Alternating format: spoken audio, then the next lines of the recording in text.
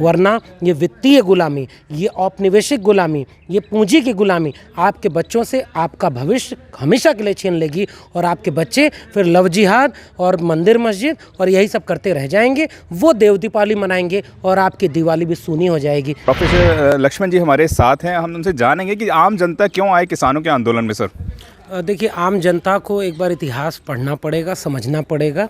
इस देश में जब औपनिवेशिक गुलामी आई तो उस समय के इतिहास को अगर आप पढ़ेंगे तो आप ये पाएंगे कि उस समय ईस्ट इंडिया कंपनी यानी एक व्यावसायिक कंपनी बाहर से यहाँ पर भेजी गई थी व्यापार करने के लिए।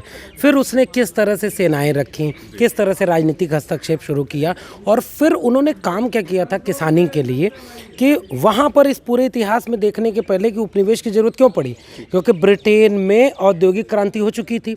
वहाँ उन्हें कच्चा माल चाहिए जो यहाँ की खेती किसानी में होता है और उससे वो जो प्रोडक्ट बनाते हैं, वो जो उत्पाद है, वह उत्पाद इनको यहाँ के लोगों को बेचना था। तो अब उन्होंने क्या किया कि किसानों को पहले राजनीतिक तौर पर गुलाम बनाया और उन किसानों के ऊपर ये दबाव बनाया कि आप नील की खेती करें, आप व्यावसायिक फसलों की खेती करें और उन व्यावसायिक फसलों की खेती के आधार पर वो खेती किस फसल की होगी ये भी अंग्रेज तय करते थे। खेती किसान करेगा, कितने रेट में वो खरीदेंगे अंग्रेज से, ये अंग्रेज तय करते थे और उसे औने पौने दाम पर खरीद कर ले गए और फिर फैक्ट्री में बना हुआ उत्पाद इन्हीं किसानों को दुगने दाम पर बेचते थे। इस पूरी आर्थिक प्रक्रिया के आधार पर ही यह देश अंग्रेजों का गुलाम बना था।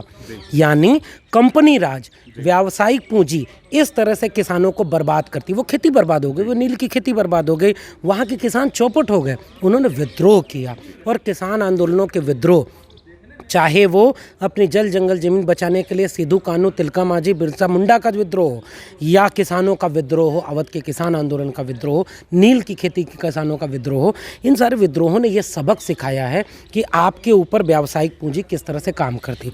आज उस परिप्रेक्ष्य में जब हम इन 3 कृषि कानूनों को देखते हैं तो हम ये साफ तौर पर देख पा रहे हैं कि व्यावसायिक मंडियों को खोलने की छूट देना, बाजार ओपन कर देना, कारपोरेट खेती यानी फार्मिंग, बड़े बड़े कारपोरेट बड़े बड़े खेत अपने प्रभाव क्षेत्र में रखेंगे और उनमें वो खेती करवाएंगे। उसके साथ साथ किसानों का रेट तय करना, एमएसपी का कोई फिक्स न होना कि एमएसपी के नीचे कोई चीज़ की खरीद होगी कि नहीं, एपीएमसीज बर्बाद होना। आप इस पूरे स्ट्रक्चर को औपनिवेशिक ब्रिटिश शासन के कृषि कानूनों से जोड़कर देखिए, तब आपको लगेगा कि इस देश में किसानों को वैसे ही कारपोरेट घरानों के हाथों में भेजा जा रहा है, बर्बाद किया जा रहा है। डॉक्टर अम्बेडकर याद आते हैं। डॉक्टर अम्बेडकर ने क्या कहा था कि इन किसानों, डॉक्टर अम्बेडकर साफ कहते हैं कि इस देश में जितना भी वित्त है उसका आधा वित्त किसानों के ऊपर खर्च करिए, किसानों को संरक्षण दे सरकार।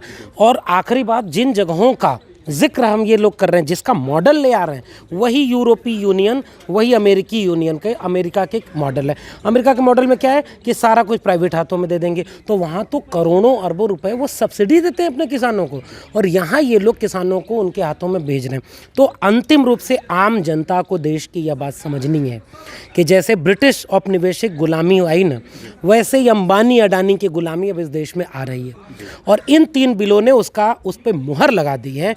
यह बात एक सामान्य सा पृष्ठभूमि का किसान समझ रहा है, इस देश के आम क्यों नहीं समझ पा रही है। मैं दिल्ली यूनिवर्सिटी में पढ़ाता हूँ, तो इस देश के प्रोफेसर्स क्यों नहीं किसानों का साथ दे रहे हैं, छात्र क्यों नहीं दे रहे हैं। हम ये अपील करते हैं इस देश में कि इन तीनों कानूनों को अविलंब वापस कराने के लिए हर जगह किसानों के साथ खड़े होइए, वरना ये वित्तीय गुलामी, ये औपनिवेशिक गुलामी, ये पूंजी की गुलामी आपके बच्चों से आपका भविष्य हमेशा के लिए छीन लेगी और आपके बच्चे फिर लव जिहाद और मंदिर मस्जिद और यही सब करते रह जाएंगे। वो देव दीपावली मनाएंगे और आपकी दिवाली भी सूनी हो जाएगी। इसलिए किसानों का साथ दीजिए।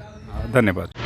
अगर आपने अभी तक हमारा चैनल सब्सक्राइब नहीं किया है तो सब्सक्राइब करें और घंटी का बटन बिल्कुल भी दबाना ना भूलें ताकि सभी लेटेस्ट खबरें पहुंच सकें आप पे सबसे पहले।